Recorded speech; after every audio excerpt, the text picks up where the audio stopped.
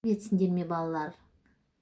Сабағымыздың тақырыбы пайдалы азық-түлік, цифрларды бастырып жазамыз, мысалдар шығарамын. Оқу мақсаты көрнекілік негізінде қарапайым мысалдар мен тапсырмаларды шешеміз. Сабағымызды бастамай тұрып, көңіл күйімізді көтеріп алайық. Кәне, бірге менімен қайталаңдар. Кәне, біздер ойлайық, ойымызды жинайық, қандай есеп болса да шешпей оны қоймайық.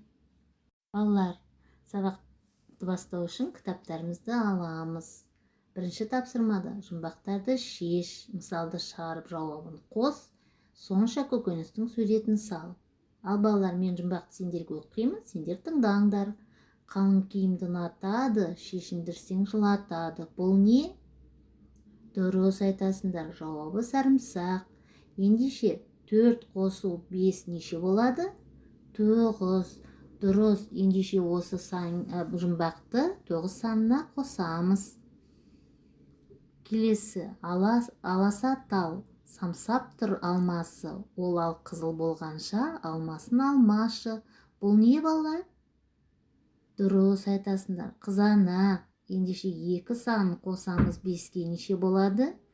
7. Дұрыс, жұмбақты 7 санмен қосамыз. Бұл не деген көп киім? 70 қабат көк киім. Жаңбыр одан өтпейді, түймелеуге жетпейді. Бұл не жауабы? 40 қабат. Дұрыс айтасыңдар балалар. Ендеше 3 қосу 5 неше болады? 8. Дұрыс, жұмбақты 8 санымен қосамыз. Балалар, келесі тапсырма қаламмен бастырып жаз. Балалар, суретте не көріп тұрсыңдар? Жеміс. Дұрыс айтасыңдар. Жемістің қандай түрі? Алмұрт. Дұрыс. Неше алмұрт бар, санаңдаршы? Дұрыс айтасыңдар, 4. Ендеше бүгін біз 4 санымен танысамыз. Тор көздегі 4 санын қаламмен бастырып жазамыз. Балалар, жазып болдық па? Ендеше қаламымызды партаға қойып, сәл демалып алайық. Ол үшін біз видео бейнесін көреміз.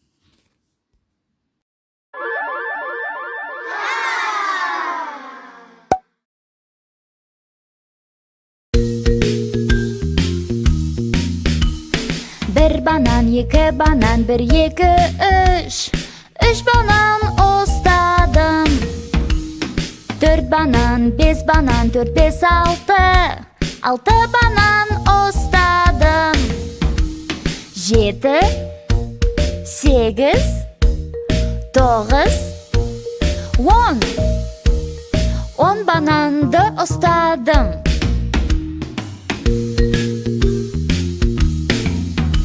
11, 12, 13. 13 banan ustadım.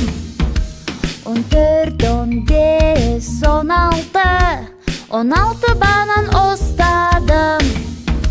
17, 18, 19, 20. 20 banan ustadım. Solға қарай құлайды, оңға қарай құлайды.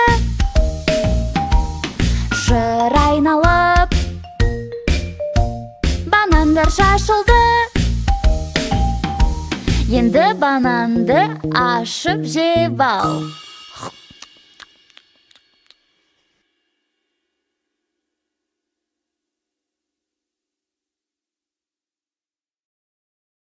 Төрт санын қалай құруға болады? Ендеше суретте не көріп тұрмыз? Көп қабатты үй. Дұрыс айтасыңдар. Шатырында қандай сан тұр? 4 саны. Өте дұрыс. Ендеше балалар, бірінші қатарда қызыл дөңгелек және көк дөңгелек. Неше қызыл дөңгелек бар? Неше көк дөңгелек бар? Дұрыс айтасыңдар. Бір қызыл дөңгелек қосу неше көк дөңгелек? 3. Ендеше тор көзге не жазамыз? 3 санын жазамыз. Дұрыс айтасыңдар. Екінші қабатта неше қызыл дөңгелек бар? 2. Дұрыс. Ендеше екінші тор көзге қай санын жазамыз? 2. 2 қызыл дөңгелек қосу 2 көк дөңгелек.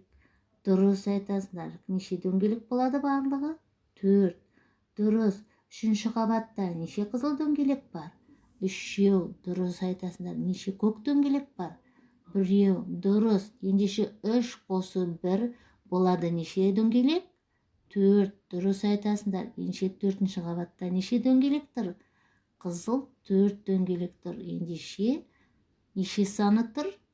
4. Бүгін қандай санмен таныстық сонда? 4 санымен. Дұрыс айтасыңдар балалар. Өте жақсы. Ал балалар, демалып алдық па? Өте жақсы. Ары қаратай біз жұмыс жасайық. Сурет пен өрнекті сәйкестендір. Сызып қос. Дұрыс. Ал балалар, қараңдар, суретте не көріп тұрсыңдар? Жемістер. Қандай түрі? Алма. Дұрыс айтасыңдар. Ендеше бізге осы суретке байланысты өрнек берілген. 1 алма қосу 3 алма болады. Неше?